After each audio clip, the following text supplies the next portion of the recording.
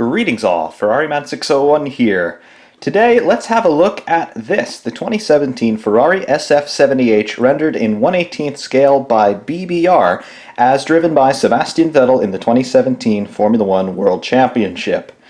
This model is a really cool one, a really special one, and it's actually one of the newest currently available on the market. BBR are a high-end scale model producer based out of Italy. They've been around for a bunch of years. They're not to be confused with Bubrago. They are another Italian modeling company which was big in the 80s and 90s. They kind of went away in the first part of the 2000s, and in 2007 they had a resurgence of their own when they were acquired by Maisto, and they've become part of their brand. BBR are separate, and they are still doing their thing. As I said, they are upscale model producers. They're competing with the Auto Arts and CMCs of the world, so this is very high quality stuff. And really, it's the first BBR model that I've ever had, so a little bit of a shot in the dark for me in terms of what to expect, but I really have not been disappointed. We're going to take a close look at this car, and in addition to talking about the history of the car itself, I really want to take a close look at the model for a model and show you the ins and outs of it, the details you can expect, because I've not seen any very detailed reviews yet of this model on YouTube, so I'm hoping that this might be able to serve as the definitive guide to the SF70H by BBR. First of all, though, we do have to talk about the model's subject matter, the Ferrari SF70H. As we mentioned, the SF70H was the single-seater with which Ferrari competed in the 2017 Formula One World Championship. So, to date, the most recent Ferrari Formula One car that we have seen. The SF70H was, of course, designed in-house by Scuderia Ferrari for the sole purpose of competing in Formula One. It was designed by Mattia Binotto, Simone Resta, and Enrico Cardile, all from the Ferrari design office, and was driven by Sebastian Vettel and Kimi Räikkönen in all 20 rounds of the 2017 championship. The SF70H, it won 5 races, it scored 20 podium finishes, 5 pole positions, and 7 fastest laps, and that was enough to give Ferrari second place in the Constructors' Championship. This is the most successful Ferrari single-seater to be built really since the Schumacher era in the mid-2000s. Of course, Ferrari would win the Drivers' and Constructors' Championship on 2 further occasions. In 2007 with Kimi Räikkönen, and 2008 they won the Constructors' Championship. They lost the Drivers' title to McLaren. However, Ferrari really have not been in play for the Constructors' or the Drivers' Championship since about 2004, when they did it with Michael Schumacher, and of course 2007 with Kimi Räikkönen. This, therefore, is the most successful Ferrari single-seater really in the last 10 years, which is why it earned itself a place in my collection. It did not win the World Championship, but it came really close, and it did win the first round of the season in Australia, which is more or less the spec in which you see the car here. You'll notice there are quite a few details on this car which are already a little bit dated. These Formula One cars are basically only current for one day before they continue to evolve ever more, but some details on this car you will notice as looking a little bit behind the curve. That's because this car represents the car as it appeared in the Australian Grand Prix, which of course it won.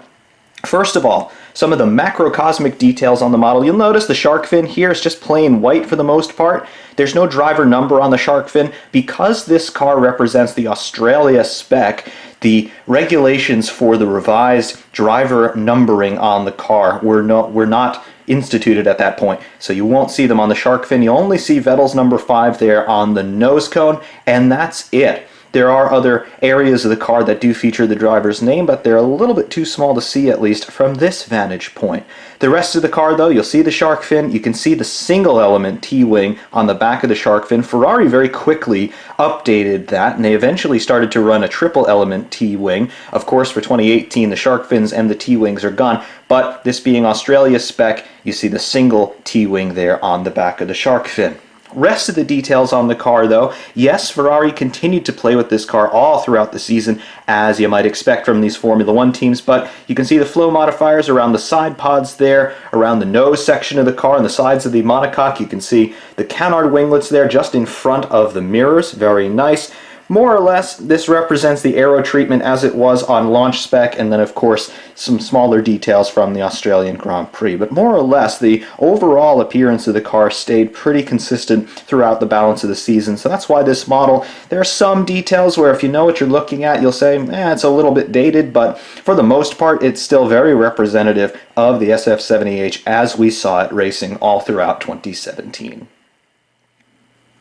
Just looking at the car as it's spinning around here, we can start to take in some of the larger details on it.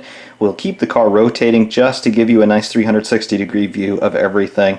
We'll keep Vettel's head roughly center of frame, and you can just let your eyes dance around all of the bigger surfaces on the car as it spins around. And of course, we'll take a closer look a little bit later on. But the first thing that strikes your eye about this car is just how nice the paint is.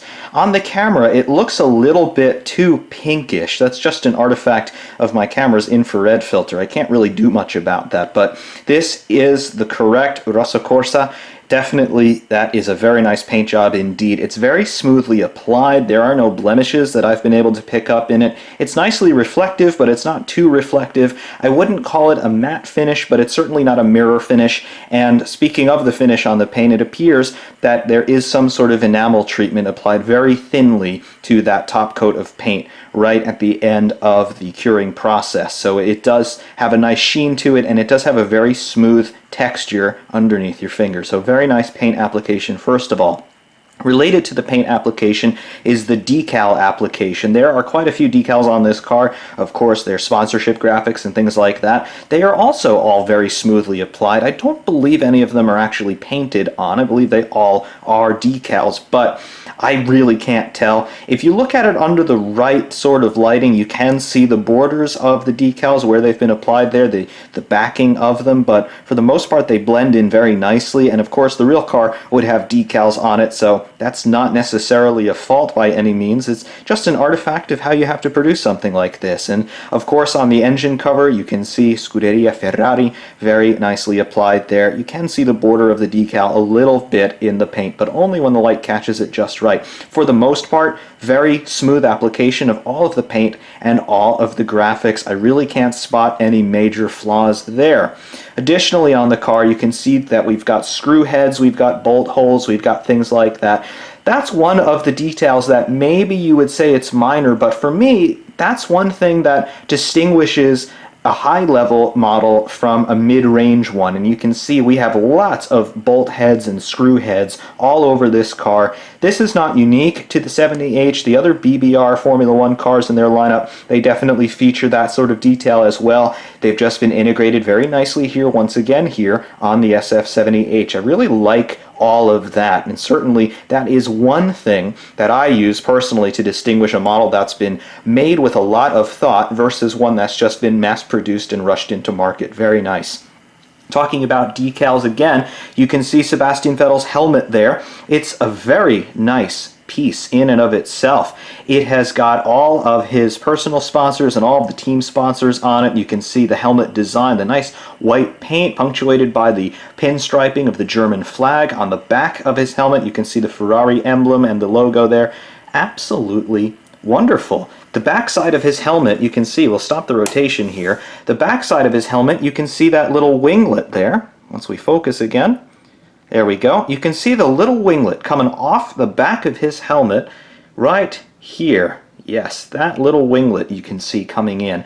That is just to help with turbulence so that the helmet doesn't lift so much and that he doesn't get as much buffeting pushing his head around as he's at speed. So very nice. Very, very nice indeed. Looking across into the cockpit a little bit, the lighting is not the best. We'll be able to fix that presently.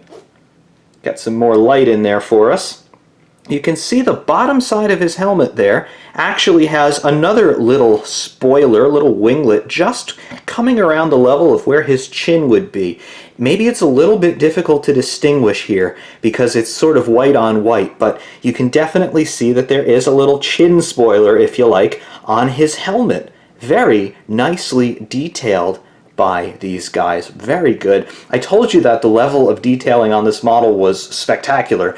It truly is. Absolutely great. And that's just the driver's helmet. There are so many more things that we have to look at on this model. So definitely sit tight because there's a lot more coming. Before we take a closer look at the model though, I just want to show you the box, because BBR, as with a lot of other high-end modelers, they take pride in their packaging. So I want to show you the box. First of all, the box itself is shrouded in this white cardboard shroud. Yep, rectangular. The main box, which you see right here, fits inside that.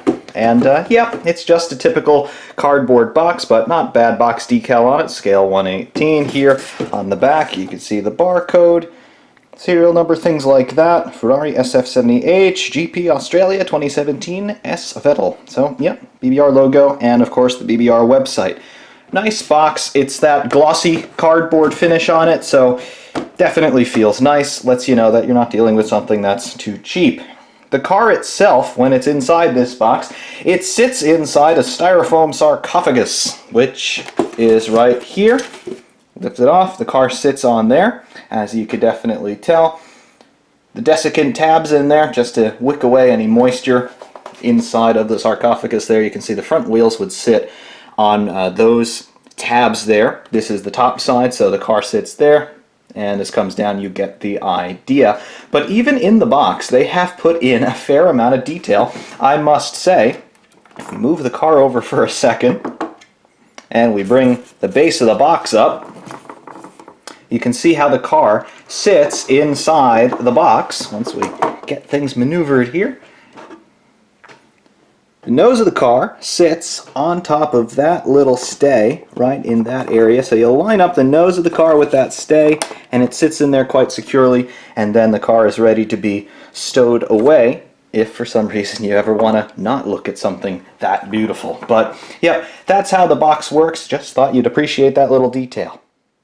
And one other thing I should probably mention about the box, the car does feature a movable DRS wing. They tell you please operate carefully. We'll talk about the DRS in a couple of minutes.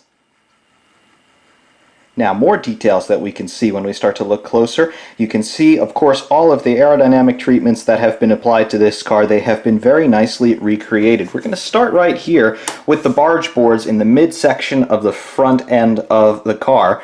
Barge boards, they made a big comeback in 2017 as the rules makers relaxed all of those restrictions that had been placed in the midsection of the car starting really in 2009. Of course, you can see the principal barge boards here emblazoned with the Santander logo on that white backdrop, very nice. And then you have forward barge boards, so I'm not entirely sure if you would consider these elements barge boards or if they're technically part of the floor, but nonetheless they're here. Moving up, you can see now behind the principal barge boards, very nice, very intricate geometries. You can see here between the side pod and the main barge board, maybe the lighting's a little bit difficult to see, but there is another wing element which is part of the floor or part of the T-tray, whatever you want to call it, right in... See where we get the light, right in there. You can see that winglet there behind the principal barge board there, leading into the floor down the center section of the monocoque. Very nice detail indeed. Coming back out to the outboard side of the car, you can see the flow modifiers and turning vanes. First of all, upper ones on the extreme outboard edge of the side pod, the air intake inlet, and then you have the main turning vane here with this nice gill decal and detail. Very nice. It is a decal. I did not misspeak. It's a decal. It is not something that is structural to this actual panel on the car. It is decal applied, but it is textured, so it does give you a nice illusion of there being actual louvers cut into there. Moving across the floor, there is more detail to be had. We talked about this, I remember, back in 2017 when we were talking about the launches of these cars. You can see this raised section in the center of the floor, right outboard of the Shell logo there on the side pod. You see this raised, flared section. I'm still not entirely convinced of the purpose of this, but it certainly has something to do with the flow interactions coming off of that outboard turning vane and then moving down to the floor to move out to the rear of the car to feed the upper elements of the diffuser. Very nice. Speaking of floor detail, we're now talking about the reference plane of the car, this area here. You can see as we move right in front of the right rear tire, of course there is an identical element on the left rear. You can see these holes or gills or something cut into the side of the floor here, right from the edge to the inboard. Right there you can see. These are actually open sections on the floor. It's a little bit difficult to get a good view on them, but they are open sections. They are enclosed holes in the floor. I remember a few years ago in Formula One this was outlawed, but apparently that was also relaxed. Looks to be just controlling some turbulence there on the flow surface of the floor. As the airflow is attaching itself to the floor, looks like they're trying to steer the air toward the upper elements of the diffuser. Additionally, floor detail, you can see you've got this stay in this area coming up from the floor and going out to the side of the car roughly midships. Very nice. And then of course you can see the pickup points for the suspension pull rod rear suspension on this car. Very nice details already, but there is still more. Moving midships on the car now. Back toward the cockpit, you can see these vents, these louvers, which come out from the sides of the cockpit. This is probably to cool the battery pack for the MGU system, the ERS and MGU system there. You can see how they would be ventilating those areas. Continuing here in the midsection around the cockpit area, you can really get a sense of the level of detail not only that BBR have exercised, but that Ferrari themselves have exercised in the execution of this side pod inlet design. First of all, I want to point out the winglet structure going on around the air intake on the side pod proper. These are not necessarily external winglets, I want to call them. This is the actual geometry of the side pod opening. You can see just how narrow it is. And when we look at the car from front on, we'll talk about this more, but you can see how Ferrari are managing the intake air to the side pod. Of course, the principal idea of this is to feed the radiators so that you can cool the engine, but there's also some engine intake air. I imagine that would come in through this section, and of course you need cooling for your ERS batteries and all of that stuff, some cooling for the fuel tank, and maybe even some gearbox cooling coming all the way up from the front end of the car. Definitely some very trick aero work happening in this area. Very nice to see. On top of the car, you can see these supplemental intakes. I don't remember seeing similar structures on any other 2017 Formula One car, so this is unique to Ferrari, these upper intakes here. Of course, here on the model, you can see inside them the ducting has actually been modeled pretty well through. And you can see the carbon detailing on the inside there of that duct. You can see how the airflow would attach itself as it's moving into the car there. Perhaps there's some interaction with these louvers moving a rears a little bit, but I wouldn't think so. I think those are mostly exhaust outlets, and this one clearly is an intake outlet, and I wouldn't imagine that they'd be exhausting that air immediately after it's been brought into the car. So do have to wonder what sort of aero wizardry is happening in that section for sure. And then of course moving your rears on the top side bodywork, pretty smooth and pretty flush, and of course the shark fin and T-wing there moving across to the rear wing. Staying in the rear zone for a moment here, you can see that there's more detail to be had, and of course we will take a closer look at this. But you can see here the support pylons for the rear wing. You can see that they have this gold foil applied to them. That is for heat reflection, of course, because those support pylons are in very close proximity to the exhaust. And on those pylons, you can see those temperature stickers there. They are there to record the peak temperatures experienced in that area, and they would give a little readout there with the ink on the sticker. It would read out the peak temperature that it achieved for that run. Very nicely applied decals there. Very, very small, I must say. It's even difficult to see them on camera, even harder to see them with your eye, but they're there and they do look correct. Very nice indeed. Of course, you can see Ferrari, they signed that Alfa Romeo sponsorship deal for 2017, and you can see the quadrifoglio there and the Alfa Romeo logo itself. Very, very cool. Of course, in the rear zone, you can see these panels here, these removable panels that I imagine would be there to give access to the gearbox, and you can see the shut lines there and the bolt holes and screw head detail. Very nicely recreated. Of course, now moving to the rear tire. The tires on this model are very good indeed. Of course, they are those Pirelli P0s. You can see the OZ rims there here on the right rear. And the tire sidewall, believe it or not, has very nice texturing on it.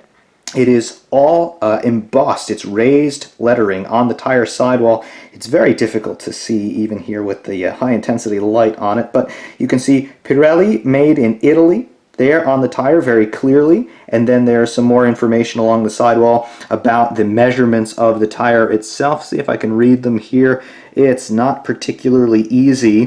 What I will do though is I will put some high resolution macro photos here in the video toward the end, so you will be able to see that a little bit better. However, very nice to see the level of detail here. Of course, these are the purple sideball ultra softs. They're not the hyper mega super ridiculous squeeze the Charmin soft tire compound that we're going to see in 2018, but yes, the ultra softs here, those purple sidewalls, very nicely done. Now moving back to the front end from a head-on view, you can get a very nice look now at the front wing. I do want to say that on the BBR car, as you see it here, the front wing is a molded section. It is molded, looks to be in one piece. So this is a plastic molded section. The elements on the wing, they have been painted to give them the appearance of being separate elements. Of course, they would be separate elements on the real car, but it is a single continuous piece, and the black pinstriping there in between the elements gives you the illusion that they are separate winglets, but it is all one piece.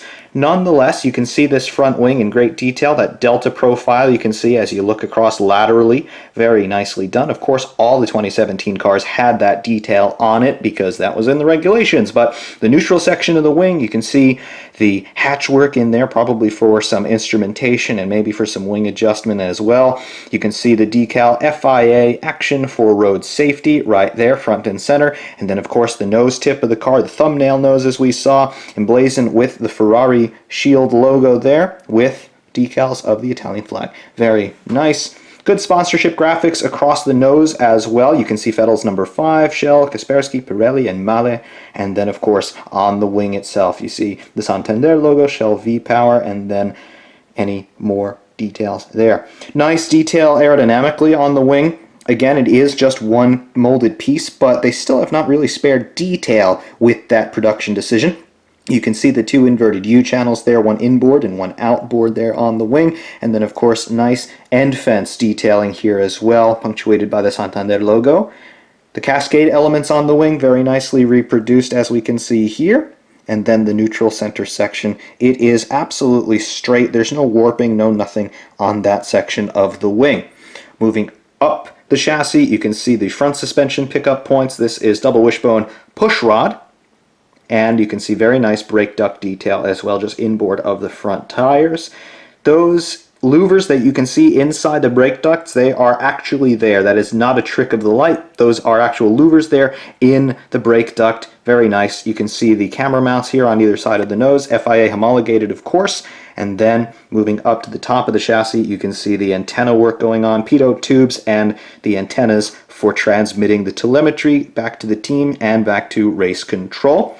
Across the nose as well, you can see we have the outlet for the S-duct. So this is the exhaust of the S-duct blowing air across the top of the chassis to create a little bit more downforce on the front end. The inlet for the S-duct is down here on the underside of the car. It might be a little bit difficult to get this position so that we can see it, but you can see the Kaspersky logo there. You can see that black curved section. That is the intake for the S-duct right in there. So it's going through the nose, and you can just see on this shot roughly the profile of that airflow as it's going through the front section of the car. Very nicely done. Taking a similarly close look now at the rear end of the car. Of course, the big features here are those massive rear tires and the rear wing, both of which are detailed very nicely, but of course we also have more things to look at back here. First of all, you can see across the top side of the car, you can see the back of the shark fin and the T-wing profile, very nicely rendered, and then the main plane of the rear wing, the end fences for the rear wing. You can see that ubiquitous end fence trailing edge profile that we saw in 2017 starts vertical, turns inboard, and then goes down vertical to meet up with the top of the diffuser. Very nicely done. Additionally, you can see here the rear crash structure, the rain light, and the monkey seat. Monkey seat is that winglet that you can see just above the exhaust outlet from our vantage point. It's not mounted near the exhaust outlet. Really, it is downwind of it, if you will. And then, of course, you have got the diffuser itself. The diffuser is very intricate on the real car and very intricate here on this model, as we can see. Many different levels of this diffuser. Looks like we have about 4 distinct levels of this diffuser, counting the reference plane itself, and then of course the underside, you have got the strakes coming down from the top, moving to the bottom there, very nicely integrated. Of course, you have the exhaust outlet there. The central pipe is the turbine exhaust out the back of the turbocharger, and then the 2 pipes to either side, those are outlets for the turbo wastegate. So Ferrari staying with that triple exhaust solution that we saw them bring in really in 2014, and they're continuing that through 2017 and probably, I would suspect, in 2018 as well, although as of this recording we have yet to see the 2018 Ferrari. Of course, rear suspension, double wishbone pull rod rather, and you can see the outboard sides of those brake ducts here for the rear tires. You can see the winglet treatment there. Very intricate, very nicely detailed, I must say. And of course you can see the surface, the tread surface of those rear tires. It's a slick surface, but it's nicely textured, and they're actually quite grippy. They do help with displaying the model on smooth surfaces, so very nice. Of course, the rear bodywork also features this very large open section. See if we can try and get the camera and the light synced up there. You can see inside the rear bodywork there. Just a blank panel, but definitely you can see how open that section of the car is, and you can see how they're even mounting the suspension through the bodywork there. Very nice touch indeed. Of course, the gearbox would be in that vicinity on the real car. The other detail we have on this car is the DRS flap. It is operable. It's the first model I've had with an operable DRS, and if you watch the slot gap right in this section of the rear wing, finger power to the rescue, it tilts up, and right there you can see the DRS opens. This is the maximum extent for the DRS operation. Very cool. I don't know if it's exactly 100% accurate in terms of scale, but yes, the DRS flap obviously opens, and then of course it shuts again very nicely. They warned you on the box, operate it carefully, and they absolutely mean it. Operate it very carefully indeed. It is very fragile, and we'll try to get a better angle on it. We'll rotate the car around, and I'll just let you gawk at it until it gets to the angle that I need. But yes, the DRS is operable on this car. It's the only car in my collection right now that has an operational DRS flap. I remember I made a comment on another review video I made years ago at this point. I think it was on one of the Red Bulls, and I had wished that they made the DRS operable on that car. Well, BBR apparently listened to me, and they made operable DRS. You can see here, though, just how intricate the detailing here is on the rear wing. You can see the DRS actuator itself right here. That's this pod section, and then this is the linkage that connects the actuator to the wing flap.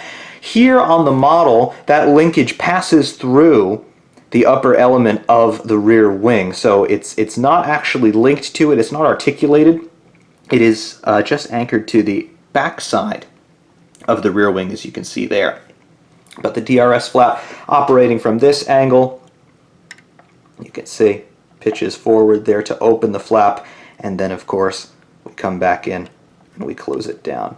Very nice detail. It's very fragile though, so you probably don't want to play with it too much, but it is operable, and it is, technically speaking, the only opening feature on this model. None of the bodywork is removable. Of course, that's to be expected because most of the internal affairs on this car are still very highly guarded trade secrets. Now, to look at the cockpit detail. This is one of the strong suits of this model. We talked about Sebastian Vettel in the cockpit, but we haven't talked about the cockpit itself. Have a look at the steering wheel detail that you've got in there. That is definitely the 2017 steering wheel, very nicely modeled, and it's got legible decals on it. Very clearly you can read engine there above one of the rotary switches. You can see the Ferrari logo there on the center Monetino switch. All of the labels for the functions of the different rotary switches have been modeled there, and I can't get close in enough with this camera. You can see if I get in any closer I just lose the focus completely, but I am led to believe that those labels are legible even around the rotary switches. That's crazy levels of detail. I've never seen that before on any other model that I've had. And then, of course, across the top of the steering wheel, you can see just what havoc this is wreaking with my camera's focus, but you can see across the top of the steering wheel, you've got the shift lights there. They're not actual lights that have been modeled. Trying to get it to focus on the steering wheel, it is not easy, such close in here with the distance, but you can see across the top of the steering wheel where the shift lights would be. All of that is modeled very nicely, and there's even more detail to be had in there. The driver's hands, very close to the steering wheel, nicely modeled. You can get a sense of the detail going on in there. Very, very nice. And then, of course, the Cockpit Surround there with sponsorship, with the Ferrari Twitter handle in there. Can't quite get it from this angle here, but there's the @Scuderia Ferrari, the Twitter handle there. It's all there. Very, very nice. Across the front end of the cockpit, you can see the status lights for the KERS system there. So that would be a light telling marshals or crew members or drivers whether or not it's safe to approach the car and to touch it while standing on the ground. Otherwise, you could potentially receive quite a severe electric shock. And of course, you've got the marshalling clutch there to pop a stranded car into neutral. Absolutely fantastic level of detail on that cockpit. In the sides of the cockpit, there's no detail that I can discern in terms of chassis plates or numbers or FIA homologation stickers, anything like that. But definitely you can see that they have definitely done a nice job with the cockpit. The steering wheel here, nicely shaped. It's pretty accurate. You can see the carbon detail on the steering wheel itself, and then the steering column back there. They've even modeled a quick release disconnect there on the steering column. Very nice. Backside of the steering wheel, it's a little hard to see from this angle, but you can see the shift paddles and the clutch paddles there for your gear change and clutch actuation. Very nicely done, I must say. Additionally, you can see the bracket that holds the steering column in place on the chassis itself there on the bulkhead. Very nice. I do have to make one small, not necessarily criticism, but an observation. The steering on this model is fixed. There is no operational steering. So if we have a look toward the front end again, and we'll rotate the car back around to the front end, you can see here, as we look across the front axle, the axle is fixed. So try as I might, I cannot rotate the front wheels laterally. They are fixed in position. They do not steer. That means that the steering wheel in the cockpit does not turn, and that is one explanation for the driver's hands being the way they are. They are physically wrapped around the steering wheel, and you can even see some finger detail there. They've gone to the length to model Sebastian Vettel's fingers, yes, one of which should be raised aloft in the #1 pose. But here from the back side of the steering wheel, you can get a little bit better look at the shift and clutch paddles there. Very nicely modeled indeed. In the cockpit, you can see the seat belts there around Sebastian Vettel. They're photo etched. The buckles there, nicely photo etched, and then the seat belts themselves are actually separate elements from the driver figure, and they go down into that center hub there, the quick release there in case he needs to get out in a hurry. The seat belts, the upper elements around his shoulders, they have the Santander branding on them. Very nice. And his driver's suit, even to the extent that we can see it, has the Santander branding at very least. And looks like there might be a little bit more. Yep, I can see a Puma cat there. Very nice detail once again from BBR. For my first BBR model, I am certainly not disappointed at all with this thing. It is absolutely tremendous. Now what I would like to do for the end of this video, I would just like to show you some close-up high-resolution stills, and we'll put a voiceover underneath that just so we can show you what we're looking at, just in case it's a little bit difficult to tell which part of the car you're seeing. Now to take a look at some still photos of the car up close. Here we're looking at the front wing from the front looking rearward. I just want to highlight the detail on the main flap elements of the wing. You can see you've got the main plane of the wing there, and then as you move rearward, you can see where the wing starts to flare upward in the flap elements that actually create the downforce. You can see we have those silver arch structures there. Those are stays just to help the wing physically hold together under loading and of course vibration as well. And also you can see the detail, the black sections between the flap elements. That is a little bit of trickery by BBR. This is one piece, but those black pinstripes there do create the illusion of there being multiple elements of that wing, even though it is all in one piece. Additionally, you can see some nice carbon detail there. It's faux carbon, of course it's not real carbon, but the texture effect is done very nicely. And on this next shot, just looking at the front suspension, particularly the front suspension pickup points, I really like this area of the car because you can see all the shut lines where the different body panels fit together, and of course punctuated there by all of those bolt holes and screw head details there. Absolutely no expense spared in the detailing. And this shot is also good because you can see those bolt holes are actually recessed relative to the rest of the bodywork. So they're not just stick-on decals, they are actual recessed areas of the bodywork that I imagine somebody has then gone in by hand and painted in that silver paint there to give the illusion of there being fasteners of some type in there. Of course, this is also a good shot for seeing the overall suspension geometry. Double wishbone push rod here on the front, as you might expect. Also, nice look there at the boundaries of the number 5, Sebastian Vettel's number 5, as well as the top section of that shell decal. You can see the decal boundaries there. Very nice. They are very sharp, very crisp. There's no blurring or any sort of fraying there at the edges. Very nice. Additionally, finally on this shot in focus, down toward the bottom, you can see the FIA camera mount in addition to the lower barge board structure. Very, very nice. And of course, you can also see the shadows being cast by the antenna, the pitot tube, as well as the outlet for the S-duct top side. Very cool. And here on this shot, we are looking at the side pod air inlet here. You can just see the canard wing there on the side of the monocoque there. This would be the left side of the car, right side from our vantage point.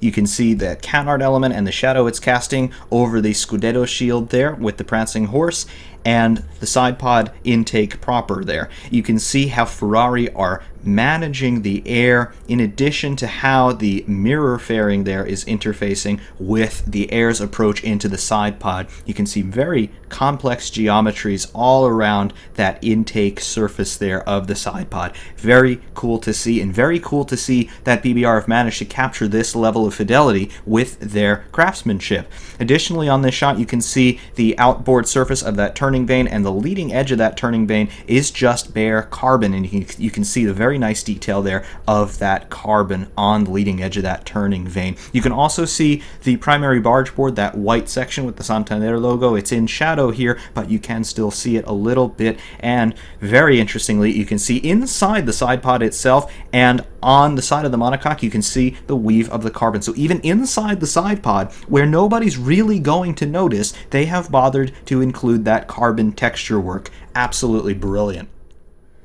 And here now, we are at the rear end of the car. We're on the left rear specifically. And here we can just see a couple of things. We can see the floor detail there. There are those gills that we talked about earlier. You can see 3 of them there, right in that panel before the rear tire in this section. You can also see the geometry of the pull rod rear suspension, in addition to that stay coming down from the center section of the Coke bottle on the car and bracing the floor there in the region of the upper element of the diffuser. Very cool. Additionally, on this shot, you can see this little bulbous structure that is inboard of those gills. It is inboard of the first gill you can see coming up from the bottom of the frame.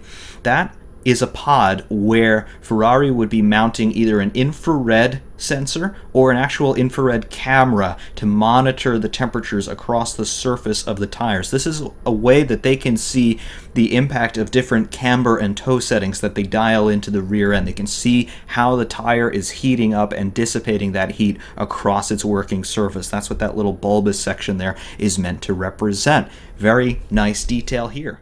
Still in the rear zone now, we've moved to rears ever so slightly, and now we're looking at the support pylons for that rear wing, and here are those temperature stickers here that we talked about earlier. You can see the detail on them.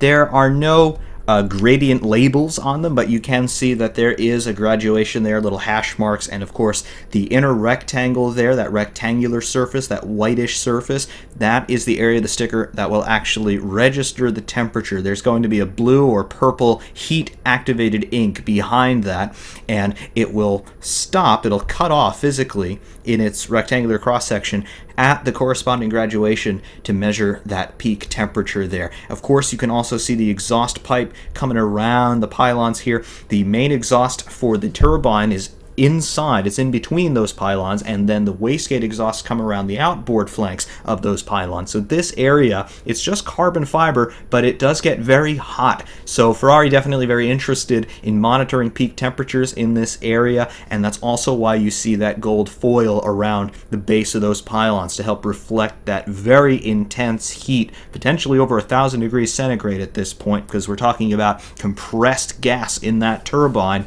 So lots of high temperatures in this area. Ferrari definitely just wanting to monitor the peak temperatures so they make sure they stay within the design tolerances of those carbon components. And on this next shot, I just want to highlight the smaller decals that you can see here. First, on the air snorkel, you can see the electric shock warning label there. That is for the ERS on board, and of course, that would be accompanied with an ERS status light to be red if the car is not safe, green if the car is safe. Of course, if you're standing on the ground and then you touch the car, if it's electrified, you run the risk of receiving a substantial electric shock. On the Cockpit Surround, you can see the small Scuderia Ferrari decal there, and then just behind that on the monocoque proper, you can see Vettel, Sebastian Vettel's name. And additionally on this shot, we can see all the shut lines with the different body panels coming in associated with the engine cover, and then finally you can see the gills there along the outer edges on the outboard sides of the monocoque. Very nice. Another shot now from the midsection. This is the top side of the side pod inlets, and we're highlighting that top side duct there. You can see the carbon detailing inside the surface of the duct itself, so you can see the trajectory roughly that the air would travel as it passes across that leading edge winglet on the top surface of the front of the side pod, and then it would attach itself to go down inside that duct through the side pod. You can also get a good look at those louvers once again along the Cockpit Surround, in addition to the inboard surfaces of those turning vanes, and you can see a little bit of the mirror housing as well. Additionally, you can see those shut lines once again replete with the bolt holes and the fastener detail. And here on this shot from the right side of the car now, looking forward, you can see the outboard turning vane complete with the stay that is holding it in position, and then you can see a little bit of the detail on the inboard turning vanes there. You can also see the highly sculpted tucked geometry of the outer edge of the side pod there, and you can also see that flick up that we talked about earlier on the floor, the reference plane area, just to help funnel that air toward the rear zone of the car. Everything here, carbon texturing throughout. You can see a couple different patterns of carbon texturing, but carbon texturing nonetheless very, very nice. And I really do like the geometries of the trailing edges of the turning vanes, both the upper and the lower ones moving inboard to outboard. Very nice. And on this next shot, you can see my best approximation of the T-cam view. This is trying to replicate what we saw from the onboard cameras in 2017. Here we get a nice overview of the front section of the monocoque and the cockpit area. You can see the top of Vettel's helmet there, and you can see those ducts on the tops of the side pods. Most interestingly, though, from this shot, we can see the steering wheel, and you can see just how nicely detailed that is. The next shot, we're going to take a closer look at the steering wheel. I've taken this shot and cropped it a bit, and you can just see the level of detail that they managed to squeeze onto that very tiny steering wheel. It's only about 2 centimeters wide on the model. And here is that aforementioned shot of the steering wheel cropped a bit so we can see a little bit more detail up close.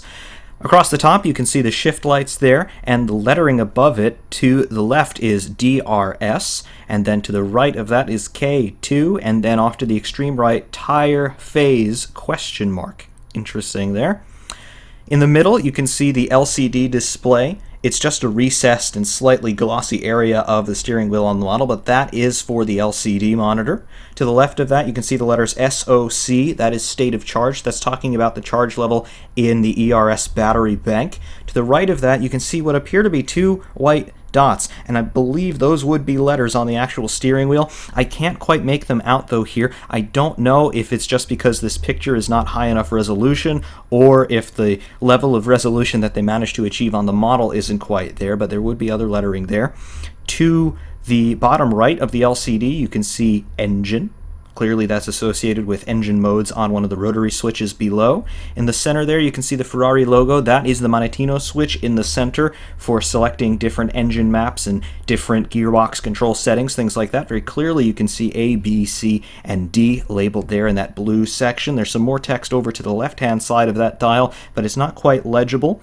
Additionally, we can see Other labeling here, we have on the bottom left of the steering wheel grip, that is for different tire compound maps, and then to the right of that you can see, it looks like the letters XW, extreme wet, and Inter stand there at the bottom right, so that's for different throttle maps, probably for extreme wet weather tires or intermediate tires.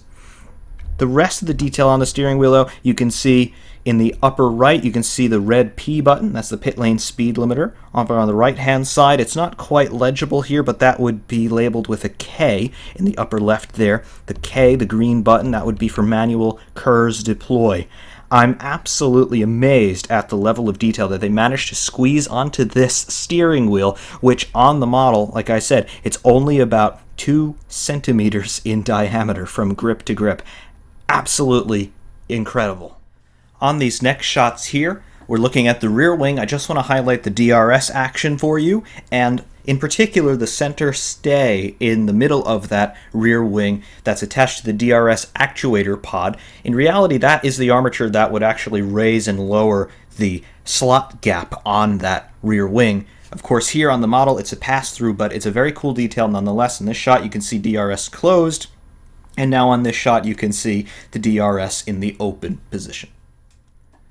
On this next shot, we're just looking at the rear end here. We're looking down through the rear wing toward the center section of the car. You can see the triple exhaust outlets there, the monkey seat front and center. You can see the rear suspension pickup points. You can see the rear side of the diffuser, both top and bottom, and slightly out of focus you can see the rear crash structure and the rain light, and you can just barely pick out some detail of the rear side of those rear brake ducts. Very nice, and also very nice to see the gills cut into the lower sections of the rear wing end fences, punctuated by those Santander logos there on the inside of those end fences on the rear wing. Very nice shot, and I really like how you can see the gold foil reflecting from the exhaust tips as well as from the pylons supporting that rear wing. And on our final shot, this is just a close-up of the sidewall of the right front tire, and you can clearly see that all of the text on the tire sidewall is legible. Obviously, you have the purple sidewalled ultra soft compound here. In addition to that, though, you have got embossed raised lettering on the sidewall there, black on black. Clearly it says tire for competition use only, and then you have some measurement information there. And then across the bottom you have some more measurement information, serial number, compound designation, and then Pirelli made in Italy. Absolutely tremendous amount of detail just on a tire sidewall. Black on black, something that you really can't even see, but BBR, apparently they take a lot of pride in what they do, and they are sparing very few details all in all here on this SF70H. To recap, the SF70H by BBR, it is an absolutely tremendous model in 1/18th scale. It's the first BBR model that I have purchased, and I have to say I am 100% satisfied with this thing. The level of detail that we have on this car rivals Exoto, and I dare say it surpasses Mini Champs and Auto Art in many respects. Certainly this is a league of its own when we're talking about Ferrari Formula One models. The Mattel Hot Wheels Formula One cars that came out in the late 90s and through the 2000s when Mattel had the exclusive license to build the Ferrari F1 models. This really completely on a different planet in terms of the quality and the detail that you get on this car. If you are in the market for a 1/18th scale model of a contemporary Ferrari, definitely give the BBR SF70H a look. They have Vettel's car and they have Raikkonen's car. I don't know if they are going to be releasing a later spec of this with the revised T-wing and the revised livery showing the driver's numbers there as they were after the Spanish Grand Prix, but even if they don't, this car, it represents the car as it was in Australia at the start of the season, and Sebastian Vettel did win that race. So if you want a model of a race-winning Ferrari, definitely look no further than the BBR SF70H. It is absolutely brilliant. There are a couple details on it that I wish it had. I wish the steering worked. I tend to like it when you can actually maneuver the cars with the steering when you're displaying them, that sort of thing. You can strike slightly different poses by angling the front wheels around. But really, it's a minor thing that doesn't bother me that much. And certainly the fact that you have the DRS operable and just the fact that you can read the lettering on the steering wheel. That definitely sets this one apart from any other Formula One model that I have. Even the Exodo FW14B, yes, you do have legible text on the steering wheel, but it's so tucked away in the cockpit you can't really see it. This, it's pretty much out there in the open, and if you're willing to look hard enough and to look closely enough, this car just has so many details that you can feast your eyes on. So certainly, I can't recommend this one highly enough. Certainly, check it out if you are in the market for a 1/18 scale Formula One model. This will not disappoint you. Anyway, I do thank you all very, very much for watching. I hope that this video was informative to those of you who are fellow model car collectors. I have not really seen a very comprehensive piece on this model yet on YouTube, so hopefully, if you are in the market for one of these, I hope this video has managed to assist you in your decision-making process. It is a little bit pricey. I bought mine for about $270 US. You can do the currency conversion depending on where you are. Remember to factor in tax and shipping fees, but certainly if you do have the money to spare, definitely check this car out, and it certainly will hold a very highly prized place in your collection. Until next time, though, thank you all very, very much for watching. Ferrari Man 601 saying thanks, and we will see you soon.